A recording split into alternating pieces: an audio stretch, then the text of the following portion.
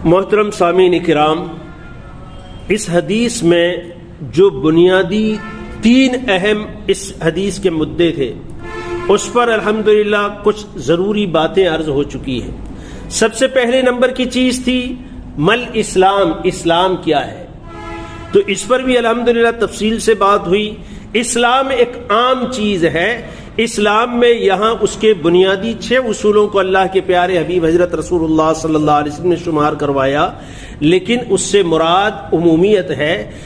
جمیع ما جاء به النبی صلی اللہ علیہ وسلم، یعنی اللہ کے پیارے حبیب حضرت محمد الرسول اللہ صلی اللہ علیہ وسلم کی مکمل تعلیمات یہ اسلام ہے۔ اللہ تعالی شانہ کے تمام اوامر، تمام احکامات جن کے کرنے کا اللہ نے حکم دیا، اور تمام نواہی، وہ تمام باتیں جس سے اللہ جل جلالہ عمن والہ نے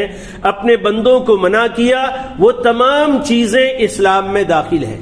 اوامر بھی اور منہیات بھی، وہ ساری کی ساری باتیں اسلام میں داخل ہیں۔ اس لیے یہ علماء فرماتے ہیں اسلام ایک عام چیز ہے۔ اس کے بعد دوسرا سوال تھا مل ایمان، ایمان کیا ہے، تو ایمان کی بنیاد جن 5 بنیادوں پر دین کی بنیاد ہے، بنی الاسلام علی 5، وہ 5 بنیادی چیزیں اس کے اندر شمار کر گئی ایمان کے اندر، جس کو ہم ایمان مفصل میں پڑھتے ہیں۔ اللہ پر ایمان لانا، فرشتوں پر ایمان لانا، کتابوں پر ایمان لانا، رسولوں کو پر ایمان لانا، اور آخرت کے دن پر ایمان لانا، یہ 5 بنیادی چیزیں جو ہے اس کو شمار کرایا اللہ کے رسول صلی اللہ علیہ وسلم نے۔ علماء فرماتے ہیں یہ ایمان جو ہے اسلام کے مقابلے میں تھوڑا سا خاص ہے۔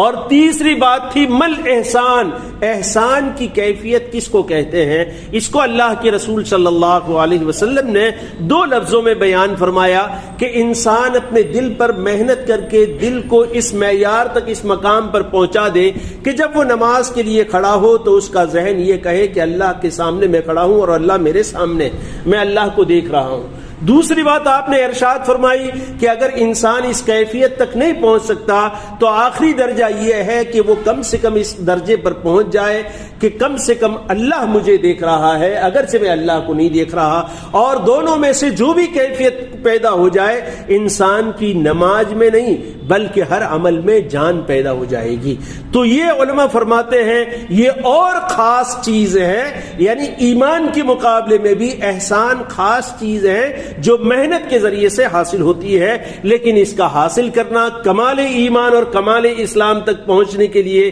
اس احسان پر محنت کر کے حاصل کرنا ضروری ہے۔ اور ہم نے عرض کیا تھا کہ باب المراقبہ یہ ہے، تو مراقبہ اسی لفظ کی وجہ سے، یعنی یہ جو الفاظ اللہ کے رسول صلی اللہ علیہ وسلم کے ہیں، اسی وجہ سے اس حدیث پاک کو یعنی علامہ نووی رحمۃ اللہ علیہ باب المراقبہ کے اندر لائے ہیں، اور یہی اہل اللہ کی جو محنت ہے، انسانوں کے دلوں پر محنت کر کے یہ کیفیت پیدا کرنا، یہ مقصود ہوتا ہے۔